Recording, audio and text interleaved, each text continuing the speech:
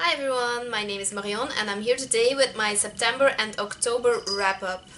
I actually filmed my September wrap-up in September self, but I didn't have a chance to edit it, and I'm just going to edit it in right here and do a 2-month wrap-up. So here it is. I started reading Iron Gold at the end of August, and it took me like forever to get through. Not because it is a bad story, but because a lot was going on and my head just wasn't set to reading. And I finished Iron Gold by Pierce Brown, and I enjoyed it, but I still liked the second book best, and I didn't really think it was necessary to continue on after the trilogy, but well, since I had the book on my e-reader, I read it and I enjoyed it, so that was nice. After that, also during September I listened to the audiobook of Aragon. That is my reread because I like my rereads, I like my audiobooks to be rereads because I can't always focus on the book while I'm driving, because I only listen while I'm driving. And I enjoyed the story because when I first read it, I gave it 5 stars. And the audiobook is, well, you just have to have luck with the narrator. If you like the narrator, that is fine, but I had some issues with the voices of the narrator, because I don't like how he made Aragon sound and Saphira sound, and the book Aragon is of course about Aragon and Saphira. So the voices of the main characters were a little annoying. By the end of the book I was used to it, so I still give it 4 stars, but it just lost a star because of the narrator. I think I enjoyed the story as much, but the narrator just really wasn't that good. And the narrator is the same one in the second and the fourth book, and the third book has a different narrator. I'm really looking forward to hearing the difference, but I'm dreading the fourth book because it still has the same narrator as the first two. But okay, I'm currently listening to Eldest, the second one in the series, and it doesn't bother me that much anymore. Maybe I'm just used to it after a month of hearing his voice, but yeah. I read Aragon and I still enjoyed it. It was a really good book. And the other book that I read this month, just finished this on the last day of September, is To Kill a Kingdom. And I read this because I saw this on BookTube, and one of the booktubers that I followed really loved this, and she normally doesn't like fairy tale retellings. So this is a retelling of The Little Mermaid, and this is supposed to be a bit darker. And she liked it, so I put it on my TBR, and then I saw 2 other booktubers that I follow read this, and they didn't like it that much. Like, they enjoyed the first part, and then they said it goes downhill and it is not really that good. But as I was reading, I was just waiting for the moment where it got worse, and that didn't happen for me. So I really enjoyed this. I gave this 4 stars because, well, not that I really have an issue with it, but there could have been a little more backstory to some other characters, and I had some trouble with getting into the story in the first 50 pages or so. So I just had to continue reading for it to get good. Look, once Lyra and Elian met, I just couldn't stop reading, and I wanted to know what happened. So Lyra is the siren in this case, and a mermaid is something completely different. So if you know sirens from, I think, mythology and stuff, You know that they have this siren song that lures men into the deep with them so they drown. In this case they have to rip out the heart of people and sailors and stuff. And Lyra only goes after princes, so she has set her eye on Prince Elien. And Elien, as it happens, is a siren hunter, so he hunts sirens. And I was really waiting for them to meet because one will hunt the other. And if you know the Little Mermaid retelling, well, if you know the tale of the Little Mermaid, you just expect certain things to happen. So you expect Lyra to turn into a human and interact with Prince Elien. And I don't know, I just was waiting for how their relationship would start, because I expected them to fall in love for some reason, because that is what happens in The Little Mermaid. Well, in one version at least. In the other version she falls in love with the prince and he falls in love with someone else. But in this case I was really hoping for them to fall in love with each other, and I wasn't disappointed, and I really liked how the story went. And it is maybe a bit... It probably is predictable, but I still really enjoyed it, and I like how you... Trixie! So I like that you have chapters from Lyra's point of view and you have chapters from Elien's point of view. And I think that she, well, Alexandra Christo, I always forget to mention the writer. So Alexandra Christo just does this really well. She gets into the head of Lyra and she gets into the head of Elien, and I just like hearing their thoughts, like Elien doesn't know she's a siren, but we know, and that is just, well, I really enjoyed this. And currently, because it is all I read in September, I am reading Howl's Moving Castle by Diana Wine Tones. Okay, that is a really weird font.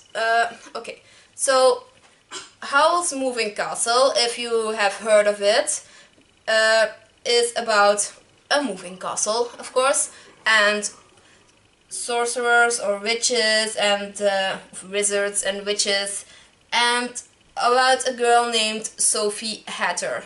And she is cursed, and then she goes into Howl's Moving Castle, and I don't really want to tell you what happens, but I saw the anime movie, because this was made into an anime movie, and I really enjoyed that. So I thought I would read the book, and there are other books as well, so if this one is good I will get the other two in this series. So I think this is a trilogy, I don't think there are any more, but I'm really curious how the book is in comparison with the anime movie. And in October I started out with reading How to Catch a Witch by Abby Longstaff.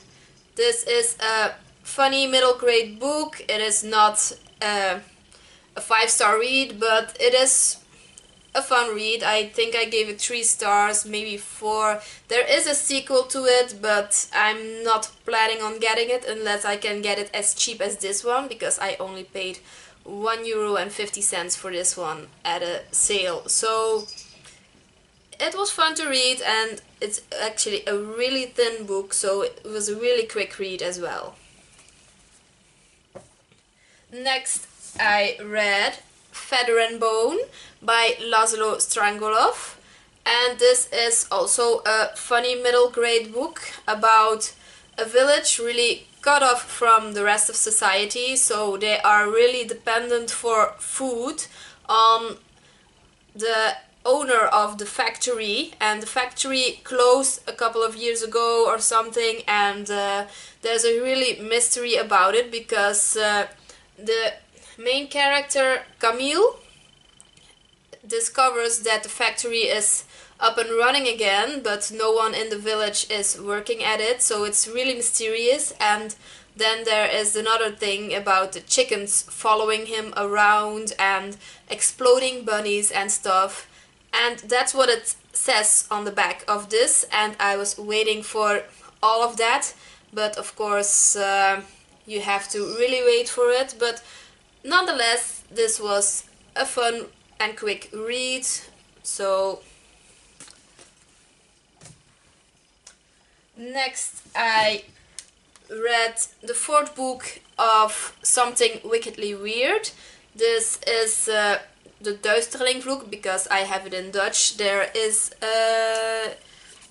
in English it's The Darkling Curse. So another middle grade book. This has been the month for middle grade books, but I've read the first 3 years ago and I didn't have the rest because I wasn't really all that interested in paying all that money for a book that was just mildly interesting.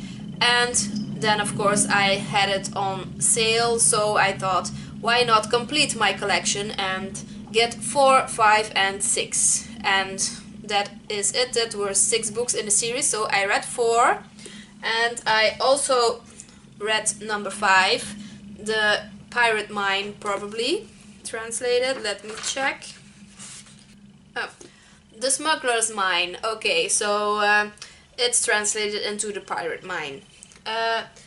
Also, this is a fun series, a middle grade series, so probably much more enjoyable when you are younger, because I enjoyed it, but I thought it was more for a younger audience. So also I read Spark by Alice Broadway. This is the sequel to Ink, and this also has a very pretty cover. Like Ink had it in gold shiny feathers and stuff, and this is like red shiny, so this is really pretty. So this is a sequel to Ink, and it's about Leora in the world where everyone gets inked the story of their life. So when you get born, you get the first age dot or something, and as you age you get more dots, and you get tattoos for things you complete in college or school and your career. And you can also pick your own tattoos, your personal tattoos that mean something to you, and that is what this world is about. But on the other hand, you also have the blanks, and these are the people who are totally against tattoos, and they live separately, and there is some sort of rivalry between them, and that is also really interesting, and that is what this book is about. And of course now I have to wait for book number 3, where everything hopefully gets resolved, but because I get the idea that that's the direction this is going in. So also a really fun read. I think I gave it 4 stars. And then last in October I read Sight by Neil Shusterman, and I must say I really enjoyed this. I've heard a lot about this on BookTube, and everyone who's heard about it knows that it is about a world where people don't die, and the only way to die, because overcrowding and stuff, is by a sight. So this is actually a really interesting world. I was sort of afraid because everyone was hyping it up, so I thought maybe things aren't what the hype is about, but I really enjoyed this book. And I'm a little curious about Thunderhead, but I'm not sure when I will be reading that. So this was my September and October wrap-up, and normally I add my TBR for the next month or so, but I've decided to go without TBR for the next 2 months and just pick what I feel like reading. So another thing about books is a really small book haul, and I rarely go into town, and when I go into town I always park somewhere else, and I don't go to that part where I paused this time, and I just saw a little bookshop that I never saw before, and that was called Grimm, and this has a really nice lettering, like these are actually books falling over for the M, and well, I bought 2 books, and one of them is The Miniaturist by Jessie Burton. I forgot what this was about, but it seemed interesting. On an autumn day in 1686, 18-year-old Nella Ortman arrives at a grand house in Amsterdam to begin her new life as the wife of wealthy merchant Johannes Brandt. Though curiously distant, he presents her with an extraordinary wedding gift, a cabinet-sized replica of their home. It is to be furnished by an elusive miniaturist, whose tiny creations ring eerily true. As Nella uncovers the secrets of her new household, she realizes the escalating dangers they face. The miniaturist seems to hold their fate in her hands, but does she plan to save or destroy them? Okay, that just sounded really interesting, and I saw this on BookTube before, but not in a haul or in a TBR, but I don't ever think I saw I don't ever think I saw a review of this, but I'm really curious. This sounds really interesting, and I'm just putting that on a TBR pile somewhere. And oh, it just has a little bookmark that fell out. I'm just gonna of the shop, and that was really cool. I'm just gonna put that in the book, so I already have a bookmark. And next up, I was really excited for this, and this is Alice's Adventures in Wonderland by Lewis Carroll, if you don't know, but if you don't know, I don't know where you live. So Alice's Adventures in Wonderland, and the reason I got this book is because, well, just look at these pages that says we're all mad here, and who in the world am I? Ah, that's the great question, and off with her head. And I just thought that was so cool, because I actually find the drawings in this book really weird. Like, I really don't know what this is supposed to be, but I just thought this was a really fun. Oh, I like this one. This is a really special edition, I think, so I wanted to have it, and I like having special books, so this is one of my special books. I hope you enjoyed watching my wrap up, and until the next one, bye.